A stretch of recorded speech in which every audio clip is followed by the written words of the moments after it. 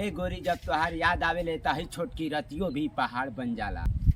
कभी गगना कटार बन जाला, कभी पतझड़ भी बहार बन जाला। अरे कभी गगना कटार बन जाला, कभी पतझड़ भी बहार बन जाला, कभी सपना भी साकार बन जाला। ए गोरी जब तोहार याद आवे ले ताही छोटकी रतियो भी पहाड़ बन जाला। तनी बोलाव सुगाना श्री सीताराम, तनी बोलाव सुगाना श्री सीताराम। श्री सीताराम बोला औरी राधे श्याम, श्री सीताराम बोला औरी राधे श्याम। तनी बोलाव सुगाना श्री सीताराम।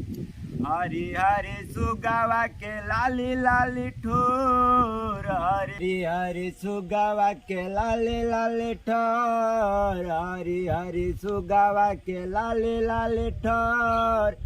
सुगावा के बोले अलग लाया न मोल, तनी बोला हो सुगना श्री सीताराम, तनी बोला हो सुगना श्री सीताराम।